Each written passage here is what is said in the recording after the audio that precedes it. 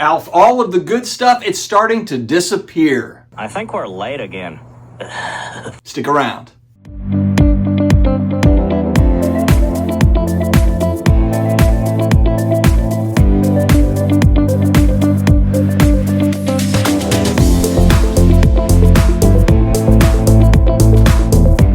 What's going on, sports card hobby family? It's another day. It's another sports card video. I just moved out my oldest daughter back to college, and next week my 18-year-old son will go to college as well, and we're down to 2. We're practically empty nesters, man. We got all the time in the world. Only kidding, the party never stops around here. Huge thanks to today's video sponsor, DC Sports 87. You want to sell on eBay, but man, the listings and the packaging and all the stuff that comes along with selling on eBay individual items, it is a lot of work. I've got maybe 60 slabs that I'm sending out tomorrow or Tuesday to DC Sports 87. They shoot it off on auction. Payments are really easy. Definitely check out DC Sports 87. All right, let's dive into this because I feel like I'm seeing a little bit of a trend. I've been doing it myself as far as consolidating and or just saving up into more important style pieces, grail style pieces. I'm kind of putting up like in quotation marks there because different people have a different definition of what a grail collectible is, trading card or video game or comic book or whatever that thing is. Honestly, just with all of the education, people buying, selling, trading, they're getting used to kind of this hobby and what everything is, what's rare, what isn't rare, really getting well versed in all of the stuff.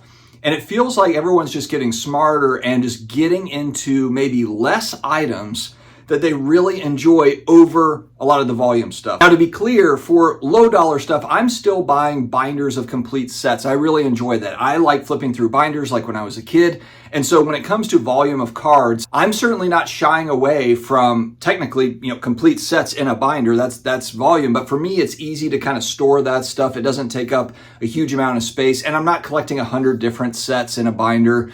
So it's nice for me to kind of be able to get that nostalgic hit without necessarily buying a lot of different cards or different sets and that sort of a thing. So I do have volume there, but those things are honestly low dollar items. I can buy a complete set of, I actually just bought a complete set of 89-90 Hoops basketball because I love that set. You got the Jordan, you got the Larry. It's a really basic set, basic design. But for me, when I was a kid, that was just such a cool set to collect and trying to find the Michael Jordan cards and all that sort of stuff. Well, I got it for $40. Maybe it was even $35. I mean, if I go to Walmart and buy a binder and buy the sheets, that would be almost $30 in itself. And so the set was almost free, $35, $40. So we're talking, in today's hobby, $35, $40 is a blaster at Walmart. A blaster box of some BS whatever thing that you get $2 worth of cards out of. I can literally get a complete set of 89-90 Hoops that I really enjoy from my childhood for the same price as a blaster box at Walmart or Target. So it just makes sense. It makes sense for me as I'm looking at, these are the types of cards I'm talking about really are kind of these, early, well, this is it. This is the 89-90 Hoops. And then, of course, you've got 90, I think this is Fleer. It is 90 Fleer. And then we've got Skybox. This, I just happen to have David Robinson cards here. And then 90-91 Hoops. But that's all the stuff from my childhood that was just fun to collect.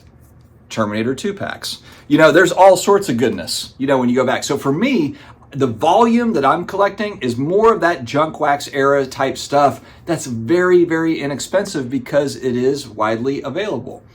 Now, when it comes to stuff that I'm long-term holding, I've just gotten a lot more picky on what that's going to be. And I'm also looking at my existing inventory and saying like, you know what? Do I want these 10 cards or do I want to trade those in, sell those in, and buy this larger card?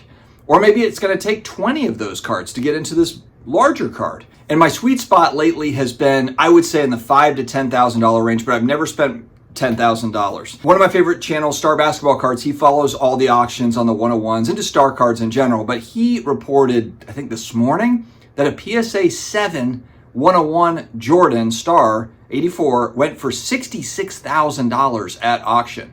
Unbelievable price. I think that's the highest price ever paid for a PSA 7 for that card. Now, granted, this particular card, it's got some surface issues, but the centering on it is unbelievable, which that's usually where PSA nails you on those cards is, top to bottom centering. left or right as well, but really they're usually pretty thick on the top as far as the bordering goes, and PSA does not like that, and they always just annihilate those cards. You can have a BGS 8. If it's thick at the top on that border, it's probably a PSA 6. Maybe it's even a 5. But my point is that a 7, this beautiful 7, granted, I appeal better than probably other 7s, went for $66,000. I bought, going back 90 days ago, the 5.5 that I bought 101 was less than 10,000 bucks. So you can see there's a trajectory with a lot of these more rare style items, and it's not everything, and some would argue against this. Some, and look, could very well be true. Some would argue, hey, look, this stuff is still expensive. We might have some economic turmoil ahead. I can't argue any of these points. And some might say, hey, look, a lot of this stuff is going to be less expensive in the future. None of us can see the future, so none of us know, obviously. But what I'm seeing is a lot of the good stuff is moving off market into collections. And what I mean is just collectors, long-term holders, they're getting really picky and they're going, you know what? Those are the important cards, and I'm moving up into those cards. I bought the Star 101. I bought the Art to Bart. I recently bought the 2008 Rittenhouse Robert Downey Jr. autograph that's rare. It's got the inscription 2008, which makes it even more rare. And that's, again, pop culture type stuff, but that's a pop culture grail card. That's a huge card in the pop culture world. Where you see it on the sports card side, of course, is 90s insert type stuff. 90s cards that are rare, that are numbered, for Jordan and I say Jordan, but it could be any player really. Cards and Comics Jason, I watched his video, his pickups at the National, and he got a couple of really nice 90s insert style cards of Barry Sanders. I love Barry Sanders.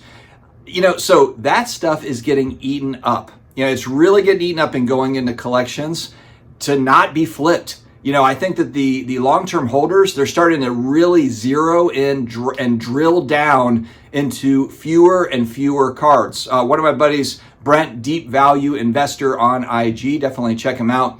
He swears by, and I think that we could both be right on this, but he's looking for the best cards of maybe kind of that middle tier. So he'll have James Harden rookie card, but he's got a top 3 James Harden rookie card. Carmelo Anthony. Basically, his thought is, hey, if I'm going to buy Carmelo Anthony, he's not Michael Jordan, he's not this top tier Babe Ruth Mantle, so I got to get some of the best cards for him because the Carmelo Anthony collectors, and there might not be as many, certainly not as many as what you would see with the GOATs, but they got to be kind of those top tier cards. He's looking at, whatever, the gold, the Topps Chrome Gold or whatever it is. Or Dwayne Wade is another good example of this. He does the same thing with pitchers, because pitchers in baseball don't typically get love, but he's buying, kind of those top flight pitchers that might be right at the end of their career that are future Hall of Famers, but he's getting into their best cards, I can't talk, as opposed to maybe getting into a 10th tier Michael Jordan card. I'm actually the other way where instead of having Carmelo Anthony or Dwayne Wade or whatever having their best card, I would rather have a 5th tier, 7th tier Michael Jordan card.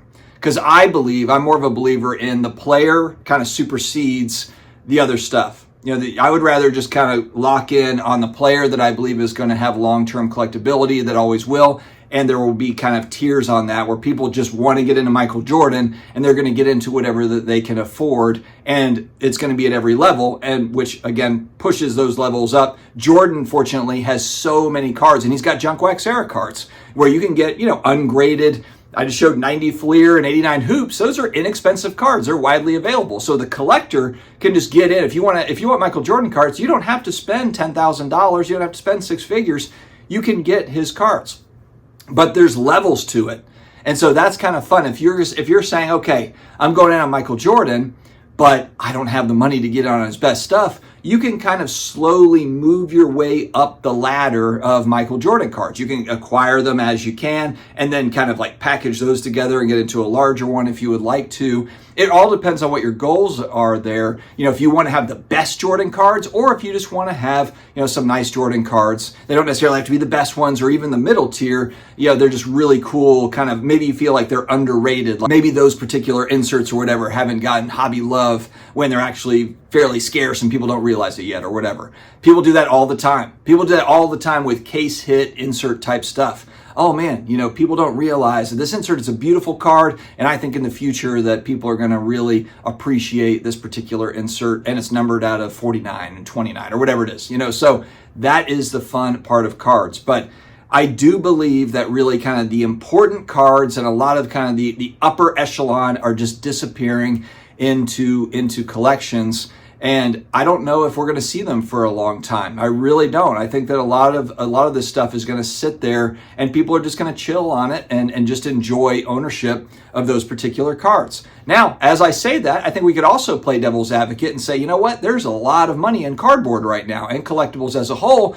Every time I feel like when I'm looking at an auction, whether it's, REA or if it's Hakes Auctions or it's Heritage or whoever it is, on eBay, there's all sorts of great stuff at auction all the time. So that also is kind of part of the conversation too. Is everything going into collections, or is there a good kind of combination of, yes, you've got people that are looking to sock it away, but then there's also a lot of people that have been holding for 5 or 10 years on certain cards and they're up 5x or 10x on these cards. And they're like, you know what? This is a good time to sell, or I need the money for whatever reason, or you know what? I don't necessarily love this card as much as I did 10 years ago. Maybe this isn't my grail anymore and it can be somebody else's grail moving forward. So a lot to discuss here. Do you think that it's more likely that kind of those important style cards are going to vanish off of the market? Or is it the other way where, you know what, people are starting to open up their collections and they're like, man, there's just a lot of money in this stuff right now and it's time to sell? Or do you think it's a combination of these factors? Let me know your thoughts in the comment section below. Stay healthy, stay awesome, and I will talk to you again later.